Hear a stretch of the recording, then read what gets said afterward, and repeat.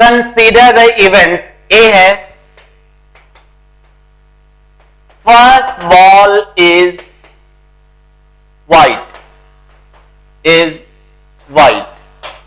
और event B है second ball is black, ठीक है। क्वेश्चन है are A and B independent, are A and B independent, क्या ए और बी इंडिपेंडेंट हैं, ये तुम्हें फाइंड करना है। और गिवन है, कैसा दिया है, 2 ब्लैक एंड 3 व्हाइट बॉल्स, ये गिवन है। करो फिर सॉल्व करो, तो प्रोबेबिलिटी ऑफ ए फाइंड करो। Probability of A, first is white,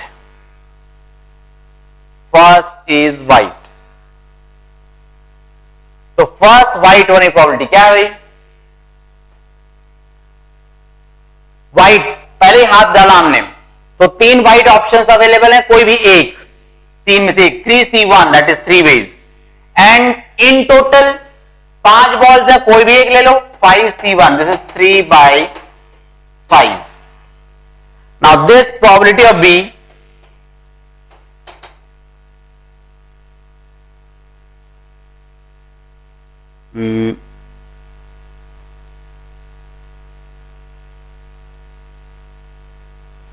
ऐसा करते हैं, इस क्वेश्चन को हम थोड़ा चेंज कर रहे हैं, विदाउट रिप्लेसमेंट लिखा है, उसको विथ रिप्लेसमेंट लिखो, विथ रिप्लेसमेंट, उसको विथ रिप्लेसमेंट लिख लो, विथ रिप्लेसमेंट लिख लो। तो हम जानते हैं ए एंड बी, अगर विथ रिप्लेसमेंट तो A and B should be what, independent या नहीं, इंडिपेंडेंट और not independent, independent. With replacement कर रहे हैं, अब विथ रिप्लेसमेंट हम कर रहे हैं, तो फर्स्ट बार में अगर व्हाइट आया तो इसको हमने वापस रख दिया था, ठीक है। तो सेकेंड बार जब हम हाथ डालेंगे तो अंदर कैसे बॉल्स बाकी है, same 2 black and 3 white, same balls बाकी हैं, तो second ball should be black, तो second ball should be black. तो क्या प्रोबेबिलिटी होगी, कोई भी दो ब्लैक में से कोई भी एक ऑप्शन आ जाए, कोई भी एक आ जाए, 2 upon in total 5 option, so this is probability of B, ठीक है। Now probability of A intersection B क्या होना चाहिए, first is white and second is black, first is white, तो देखो फर्स्ट व्हाइट कितने वेज में हम सिलेक्ट कर पाएंगे, 3 वेज में, okay, into second black, second को हम कितने वेज में सेलेक्ट कर पाएंगे, अगेन 2 वेज में, तो ओके, फर्स्ट को व्हाइट 3 वेज में और सेकेंड ब्लैक 2 वेज में सेलेक्ट कर पाएंगे। नाउ इन टोटल हम फर्स्ट बॉल को कितने वेज में सेलेक्ट कर पाएंगे, 5 वेज में। देखो यहां रिक्वायर्ड होता है और यहां पर टोटल होता है, हम बार बार उसी को रिपीट कर रहे हैं। तो फर्स्ट में हमने कहा this is white 3 ways, black 3 ways. Now in total first ball जब हम हाथ डालते हैं तो कितने बॉल्स मिलते हैं हमें अंदर में, 5। नाउ सेकेंड टाइम जब हम हाथ अंदर डालते हैं तो हमें कितने बॉल्स मिलेंगे, 4 नहीं 5, क्योंकि विथ रिप्लेसमेंट है, हमने वापस रख दिया है, जो फर्स्ट टाइम जो बॉल हमने वापस निकाले थे उसको वापस रख दिया हमने, तो again there are 5 options, this is equal to 6/25। So ये आया। अब देखते हैं probability of A into probability of B कर लो, probability of A into probability of B. So क्या हुआ, 3/5 इंटू 2/5 इज इक्वल टू 6/25। हाँ, ये तो is equal to probability of A intersection B. तो इंडिपेंडेंट आना चाहिए था और इंडिपेंडेंट आ गया। Probability of A into probability of B is equal to probability of A intersection B. ठीक है, इस तरह से ये प्रूव हुआ। ठीक है, अब इस पर हम और क्वेश्चंस करेंगे, लेकिन उसके पहले एक दो पॉइंट्स हम नोट करेंगे, और नोट ये है, note number one, if A and B are independent events and B are independent events,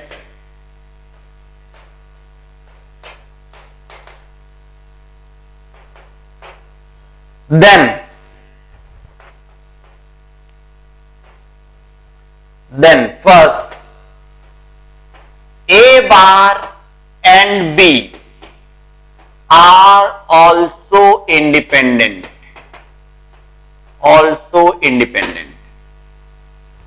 A bar and B are also independent. इसमें बार लगा देने से कोई फर्क नहीं पड़ेगा। सेकंड बात यह है, A एंड B बार, अब की बार हमने B पर बार लगाया, are also independent। लेकिन C, अगर हमने A एंड B दोनों पर ही बार लगा दिया, तब A बार और B bar are also independent, तब भी इंडिपेंडेंट रहेंगे। ठीक है, ऐसा नहीं कि दोनों बार लगा दिया तब इंडिपेंडेंस खत्म, नहीं। देखो इनके ऊपर कितनी बार मतलब वो रॉड, सलाखें, ये बोल रहे हैं कितनी भी सलाखों के पीछे रख दो हमें, हमारी आजादी नहीं छीन सकते। अगर ए और बी इंडिपेंडेंट है तो ए बार और बी भी इंडिपेंडेंट है। एक पर बार लगा, एक को बार के पीछे एक को बार, तब भी कहते हैं इंडिपेंडेंट। इस पर बार लगा दो कोई फर्क नहीं पड़ता, इसको जेल भेज दो कोई फर्क नहीं पड़ता, सभी इंडिपेंडेंट। बार लगाने से इंडिपेंडेंस नहीं छीन सकते हम। ठीक है, ऐसा कैसे बोल दिया, एक बार प्रूव कर देना, एक आदि को किसी एक को, एक आदि किसी को करते हैं। सपोज किसी एक को, किसको करें, ये वाला थोड़ा डेंजरस लग रहा है नहीं, ये प्रूव कर देखें प्रोबेबिलिटी। अब देखो क्या प्रूव करना है, टू प्रूव, क्या प्रूव करना है, A bar and B bar are independent. लेकिन इससे पहले गिवन है, देखो गिवन ये है, एक गिवन पहले लिख लेते हैं। गिवन क्या है भाई, A and B are independent.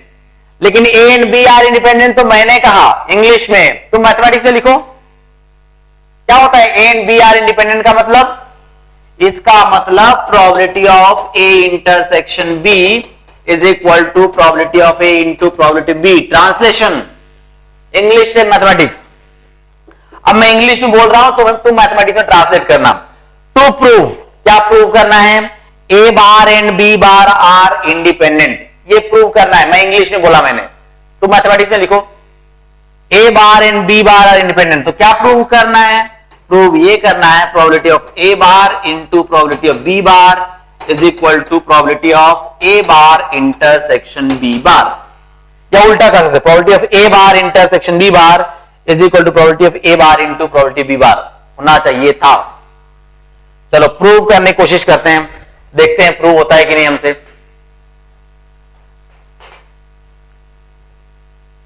तो प्रोबेबिलिटी ऑफ ए इंटरसेक्शन भी ये दे रखा है नहीं, तो हम ये लेफ्ट हैंड साइड निकालते हैं। अच्छा उसके पहले ही, अच्छा probability of A bar intersection B bar क्या होता है, एक बार वेन डायग्राम बना के देखते हैं। ए बार इंटरसेक्शन बी बार क्या होता है, ये ए है और ये बी बार, ये ए के बाहर और बी के बाहर, तो ए के बाहर भी और बी के बाहर भी, ए के भी बाहर और बी के भी बाहर, ये है ए बार इंटरसेक्शन बी बार। तो फॉर्मूला कुछ लिख सकते हैं क्या, ये पूरा सैंपल स्पेस है, पूरे सैंपल स्पेस में से किसको माइनस कर दूं, जो शेडेड नहीं है, इसको माइनस कर दूं तो पूरे सैंपल स्पेस की प्रोबेबिलिटी 1 माइनस ये पूरा पार्ट क्या है भाई, जो नहीं शेडेड है, नॉन शेडेड पार्ट क्या है, ए यूनियन बी। तो this is probability of A union B. ये फॉर्मूला तो बनता है, ये हमें मालूम है, चलो कोई बात नहीं। अब दूसरा इधर के बारे में, ये तो राइट हैंड साइड था, this is right hand side is equal to left hand side क्या है, probability of A bar into probability of B bar into probability of B bar. Probability of A bar को 1 minus probability of A, 1 minus probability of A, और ये हो गया, और ये क्या हो जाएगा 1 minus probability of B. Multiply करें इसको, करो मल्टीप्लाई करो, 1 minus probability of A minus probability of B plus probability of A into probability of B. अब यहां कुछ लिखा है, ध्यान से देखो, ये probability of A into probability of B is equal to कुछ लिखा हुआ है, probability of A intersection B. इसको थोड़ी देर इक्वेशन 1 नाम दे रहा हूं। अब इस इक्वेशन 1 को मैं वहां यूज करता हूं, तो क्या लिखूंगा, देखो 1 minus probability of A minus probability of B plus this probability of A intersection B. कैसे लिख दिया मैंने, क्योंकि वो गिवन है पहले ही, this is using 1 equation 1 using equation 1। अब इसे माइनस कॉमन निकालो, तो ऐसा करो 1 को छोड़ करके बाकी सब में माइनस कॉमन निकाल लो, क्या बन रहा है, probability of A plus probability of B minus probability of A intersection B, ये बन रहा है। अब ये क्या कहलाता है, किस चीज का फॉर्मूला है, probability of A union B. So this is 1 minus probability of A union B। अब देखो यहां 1 minus probability of A union B किसे कहा है भाई हमने, probability of, this is probability of A intersection A bar intersection B bar। हो गया proof, probability of A bar into probability B bar is equal to probability of A bar intersection B bar is equal to right hand side।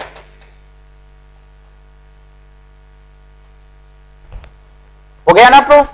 तो इस तरह से हम सबको prove कर सकते हैं, हमने केवल एक को प्रूव कर दिखाया कि हाँ भाई वास्तव में ऐसा होता है, ऐसा नहीं कि टीचर फेंक रहा है, ठीक है।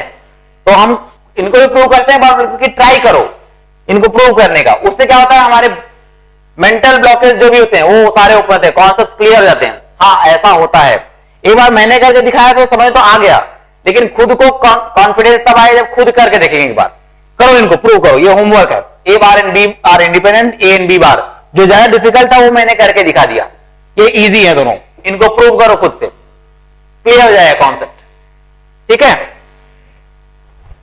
तो ये नोट 1 था कि A and B are independent अगर हैं तो इनमें से किसी के ऊपर बार लगाने से इंडिपेंडेंस खत्म नहीं होती, इंडिपेंडेंस रहेगी, इंडिपेंडेंट रहेंगे इवेंट्स, ठीक है। ओके, ये एक नोट था। एक और नोट, नोट 2,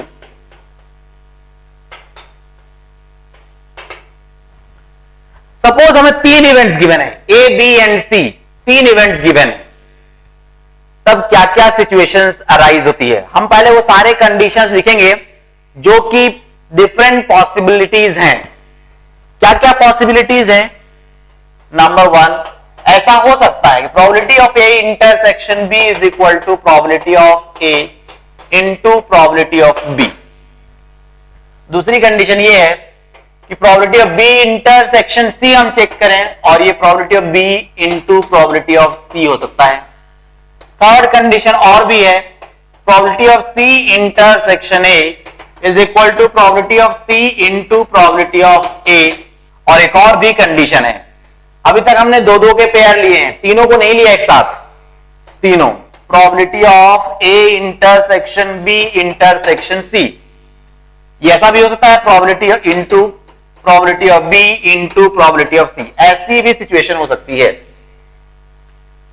तो जब हम ए बी सी 3 इवेंट्स की बात करते हैं तो दो अलग अलग तरह की बातें करते हैं। क्या बातें करते हैं? देखो, अगर मान लो ऐसा हो, if 1, 2 and 3 are true, 2 and 3 hold, मतलब एक ही बात है, 1, 2 and 3 are true, then A, B, C are said to be pairwise independent. Are said to be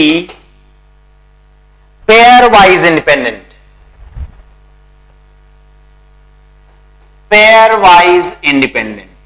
ऐसा नाम है, pairwise independent. और if 1, 2, 3 एंड 4 होल्ड, अगर चारों ही ट्रू हैं, all the 4 points are true, अगर चारों ही ट्रू हैं, then A B C are said to be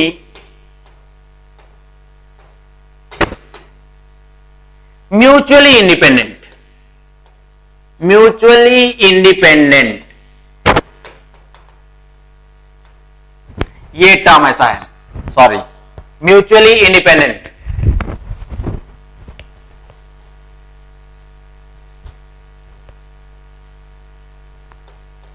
mutually independent,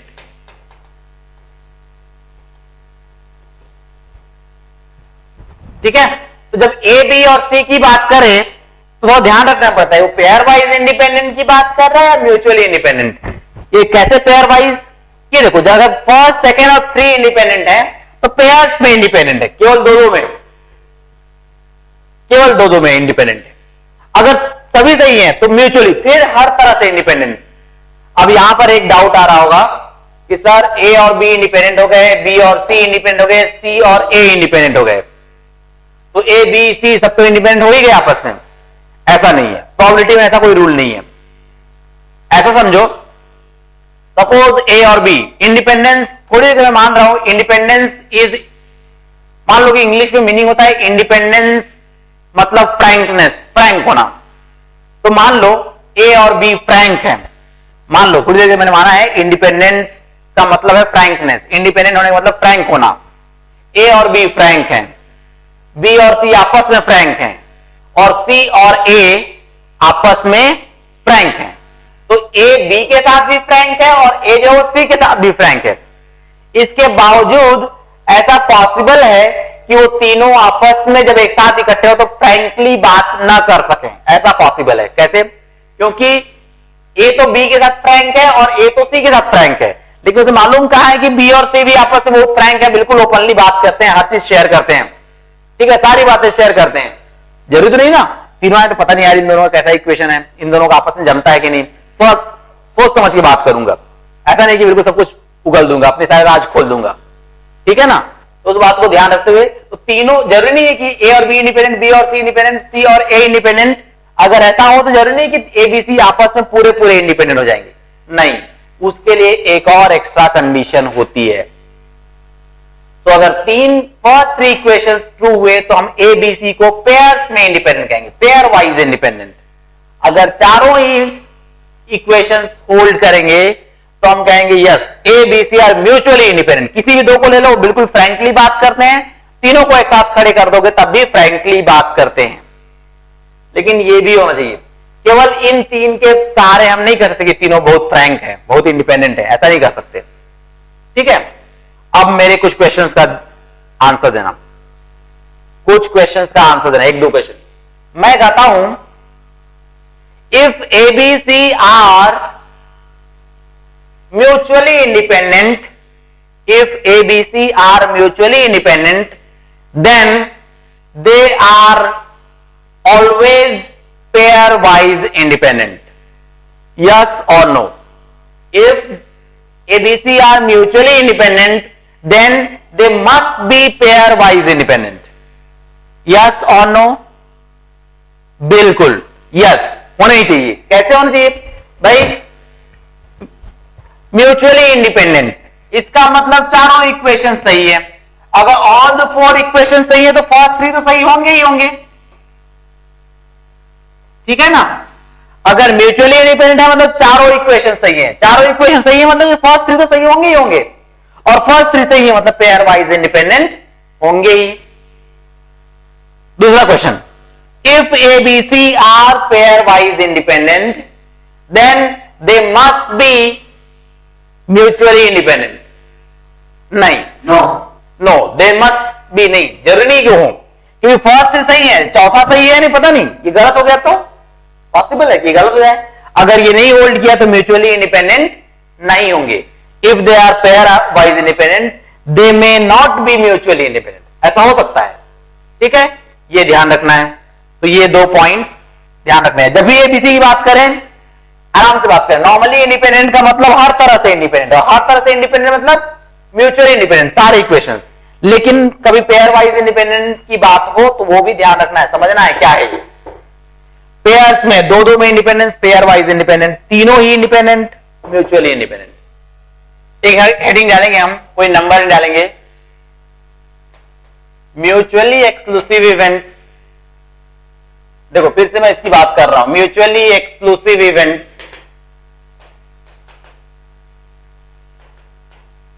versus independent event.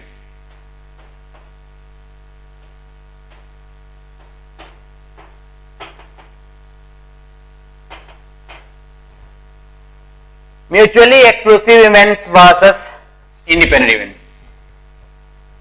Mutually exclusive किसे कहते हैं? इसको कहते हैं म्यूचुअली एक्सक्लूसिव। ये ए ये बी अलग अलग, लेकिन इंडिपेंडेंट इवेंट्स के लिए कोई ऐसा डायग्राम नहीं बना सकते। इसके लिए ऐसा कोई डायग्राम नहीं अलग से कि हाँ सर ऐसे दिखने में ऐसा दिखेगा डायग्राम तो समझ में आ जाएगा हमको ये इंडिपेंडेंट इवेंट्स हैं, ठीक है। अब देखो, क्या तुम्हें ऐसा लगता है कि ये दोनों ए और बी इंडिपेंडेंट होने चाहिए? ऐसा लगता है क्या? देखो ना, बिल्कुल अलग अलग।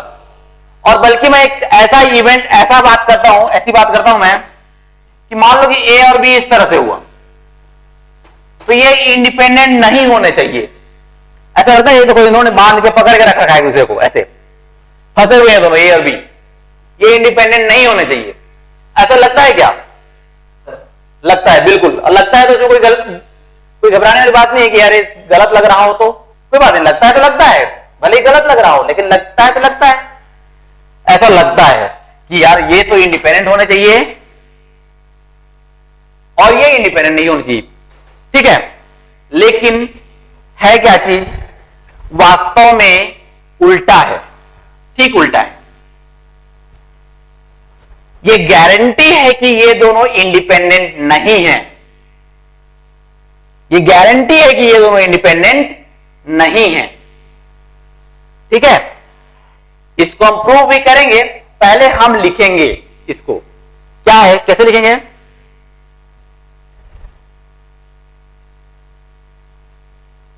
इफ लिखो पहले, if A and B are two events, if A and B are two events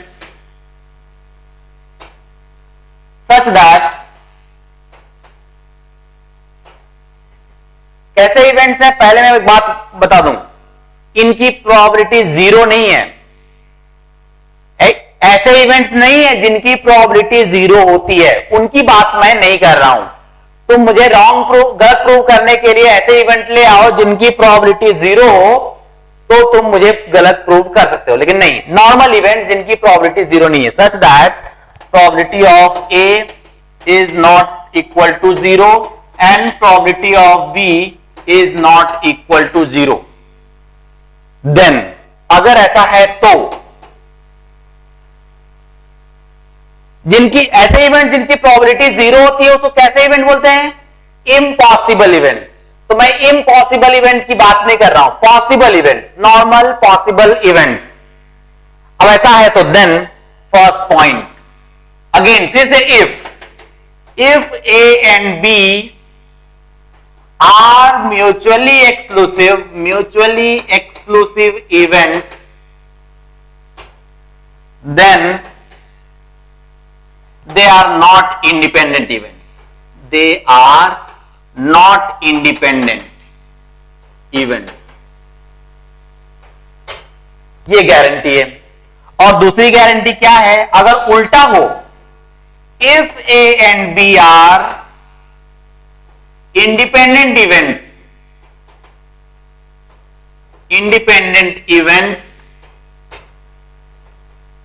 then they are not mutually exclusive. They are not mutually exclusive events. Note करके रख लें। If A and B are mutually exclusive, then they are not independent. Guarantee है। अगर ऐसा है तो वो independent नहीं है। मैं पहले ही एक बात खास करके ध्यान दे, बल्कि इसको तुम बॉक्स बना लो, मैं किसकी बात कर रहा हूं। ऐसे इवेंट जिनकी प्रोबेबिलिटी जीरो नहीं है उनकी बात कर रहा हूं। मतलब जो पॉसिबल है, जिनकी प्रोबेबिलिटी जीरो होती है उसको इम्पॉसिबल बोलते हैं। प्रोबेबिलिटी इज जीरो, हो ही नहीं सकता। तो मैं इम्पॉसिबल इवेंट्स की बात नहीं कह रहा हूं। अगर तुम इम्पॉसिबल इवेंट ले लोगे तो ये गलत हो जाएगा। ये बात मैं गलत प्रूव हो सकता हूं अगर तुमने इम्पॉसिबल इवेंट ले लिया तो। मैं उनकी बात ही नहीं कर रहा हूं। नॉर्मल पॉसिबल इवेंट्स की बात कर रहा हूं। अगर वो म्यूचुअली एक्सक्लूसिव है तो इंडिपेंडेंट नहीं है, और अगर इंडिपेंडेंट है तो म्यूचुअली एक्सक्लूसिव नहीं है। दोनों में से एक ही होंगे। बात समझ में आ रही क्या? अगर म्यूचुअली एक्सक्लूसिव है, जैसे कि देखो ये दिख रहा है, तो पक्का है इंडिपेंडेंट नहीं है, और इंडिपेंडेंट है तो म्यूचुअली एक्सक्लूसिव नहीं होंगे। ऐसी सिचुएशन नहीं होगी क्योंकि इंटरसेक्शन हो नहीं है। ऐसी सिचुएशन नहीं होगी। मतलब कैसी सिचुएशन होगी? अगर इंडिपेंडेंट है तो पक्का इनका इंटरसेक्शन होना पड़ेगा इधर से ऐसा। अगर इंडिपेंडेंट है तो इंटरसेक्शन होना ही पड़ेगा। अभी दिमाग में ये नहीं आना चाहिए कि इंटरसेक्शन हुआ तो इंडिपेंडेंट होगा ही, ऐसा नहीं कहा मैंने। अगर इंडिपेंडेंट हुए तो इंटरसेक्शन होगा ही, लेकिन ऐसा जरूरी नहीं है। कैसा जरूरी नहीं है? इधर ये may be may not B वाली सिचुएशन है, ध्यान रहे।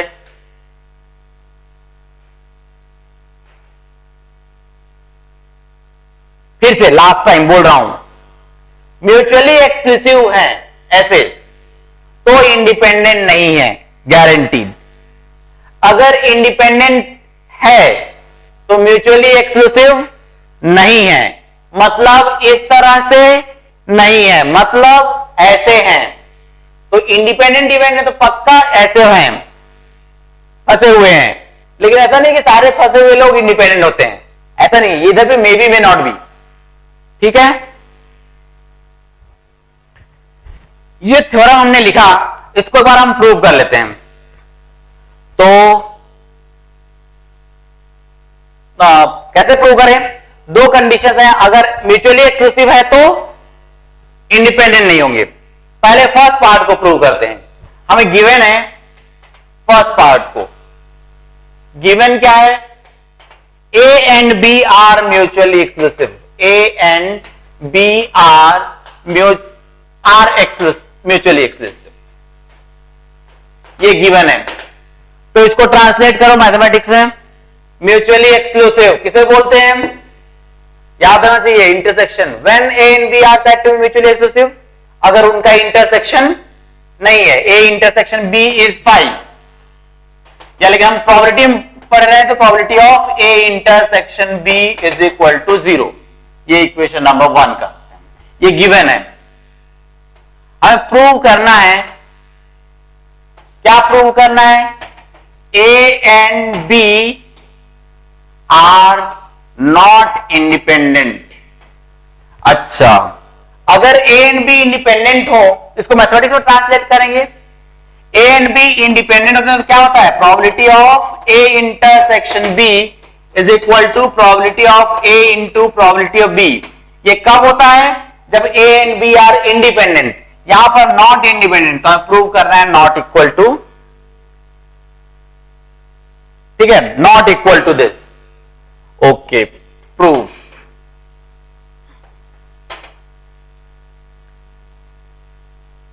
जहां से गिवन है वहां से स्टार्ट करो।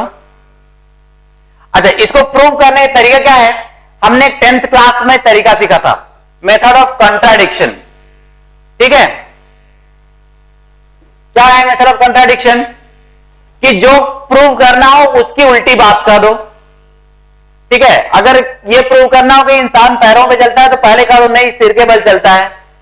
और प्रूव करते जाओगे, एक जगह ऐसी जगह फंस जाओगे जहां समझ में आ जाए कि हाँ नहीं हम गलत कर रहे थे।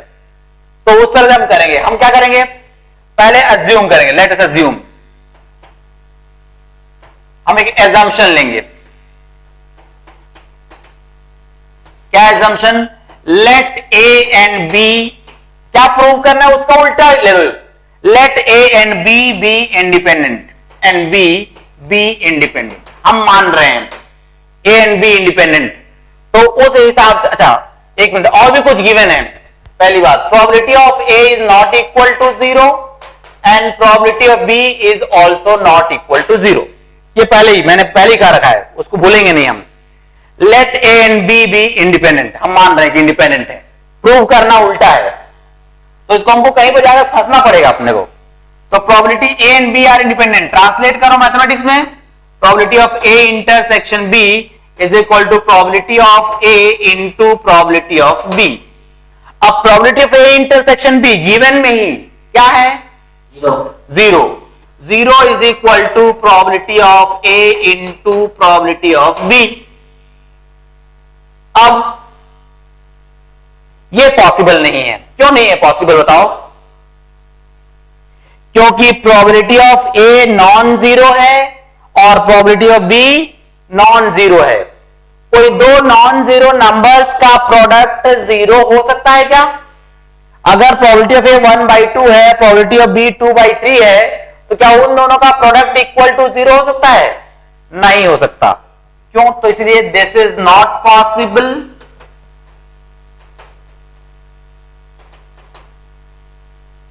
Because probability of A is not equal to 0 and probability of B is not equal to 0। क्योंकि इसके हिसाब से तो किसी एक को 0 होना ही बनता है। इसके हिसाब से कोई भी एक कर लो calculate, probability of A is equal to 0 upon probability of B, तो दिस इज इक्वल टू 0 होना चाहिए, और probability of B is equal to 0। दोनों में से एक होना ही चाहिए, पर यहां तो दोनों ही नहीं है, इसीलिए हमारा assumption wrong है। so the assumption is wrong and therefore A and B are not independent। ठीक है, हमारा ये जो assumption था ये गलत हो गया। ओके, सेकंड पार्ट क्या गिवन है? लिख लो पहले, A and B are independent। A and B are independent। इसको मैथमेटिक्स में ट्रांसलेट करो, probability of A intersection B is equal to probability of A into probability of B. ये की बात, इसी बात को मैंने दोबारा कही। और भी गिवन ये है कि probability of A is not equal to 0, probability of B is not equal to 0। बिल्कुल ये गिवन है। प्रूव क्या करना है हमें?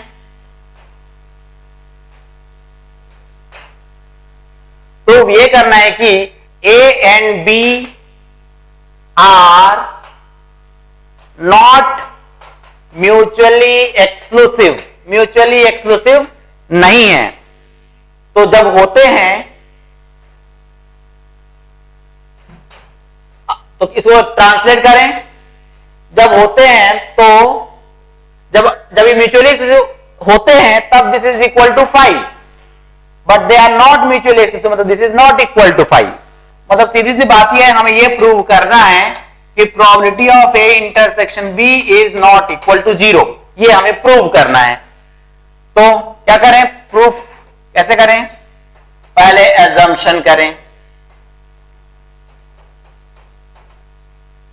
क्या एजम्पशन करें? कि let A and B be mutually exclusive. Let A and B be mutually exclusive. तो इसका मतलब है probability of A intersection B is equal to 0 होना चाहिए। होना चाहिए नहीं? तो चलो ठीक है। अब क्योंकि हमने तो पहले ही कह रखा है कि A and B are independent, ये इक्वेशन 1 है, तो इंडिपेंडेंट है, तो ये बात तो सही होती ही है, ये बात तो इस पर लागू होती है। तो चलो ये फॉर्मूला लगाओ, इसका मतलब probability of A into probability of B is equal to 0। तो फिर इसका मतलब क्या हुआ, इसका मतलब है probability of A is equal to 0 और probability of B is equal to 0 और बोथ, पर वो तो हो नहीं सकता, दिस इज नॉट पॉसिबल, क्योंकि क्वेश्चन में पहले ही क्या लिख दिया है, this is not possible because probability of A is not equal to 0 और probability of B is not equal to 0। तो इसीलिए हमारा एजम्पशन रॉन्ग है और इसीलिए ए and B are not mutually exclusive, दोनों में से एक ही होंगे। ठीक है।